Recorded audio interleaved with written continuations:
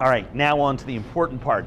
How are you gonna cook all this stuff? I've got some simple and easy recommendations. That all-natural round baron of beef roast, I like to do it about 325, 355 degrees until it's about 150 degrees internal temperature, and then let it rest. Over there, we've got the point-off natural briskets. You've gotta cook them low and slow. I braise them at about 275 degrees in smothered caramelized onions, a little bit of red wine and tomato for about 3.5 to 4 hours until a fork inserted in it can twist tender. The choice all-natural beef tri-tip roast is one of my favorite cuts for grilling. I marinated overnight in fresh tarragon, brown mustard, red wine, and garlic. Take it out of the marinade after 24 hours, grill it to medium rare, and let it rest. Beef short ribs, I brown them, put them into a pot with some smothered onions and tomatoes, a little bit of red wine, an herb sachet of whatever kind, and then I let it go low and slow, poaching them essentially in a covered Dutch oven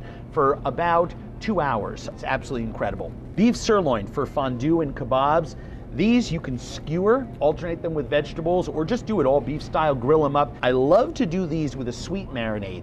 If you have a marinade that has sugar or honey or brown sugar in it, and you have a big piece of meat, what's gonna happen is the outside is gonna burn and scorch before the inside is cooked the way you want it.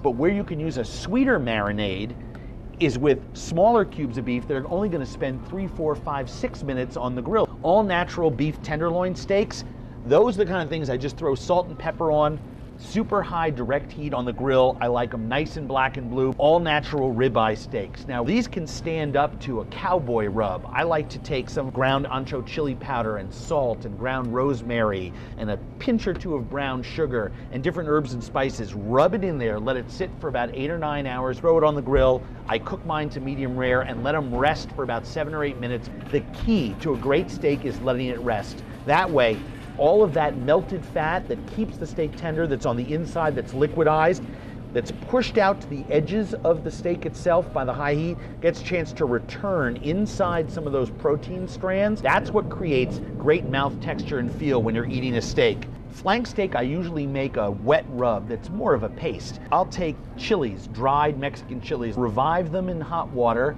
Once they get nice and chewy, I'll pulse them in the blender with a little bit of vinegar, some roasted tomatoes, some onions, some garlics, and I make a paste. And I smear it all over my flank steak or my skirt steak. Then I grill it over high direct heat until it's about medium rare and let it rest and slice it. With some of your ultra luxury cuts like the dry aged choice ribeye, T-bone, and porterhouse, I just do a little bit of salt and pepper. If you're looking to add an extra dimension of flavor to any of these steaks, cook them in a black skillet, an iron skillet, till it's about rare on each side, and then throw it into a 450 degree oven for about 7-8 minutes. Pull it out, it'll be nice and medium rare. Take a tablespoon or two of butter, throw it right into the pan and let it brown and bubble and sizzle.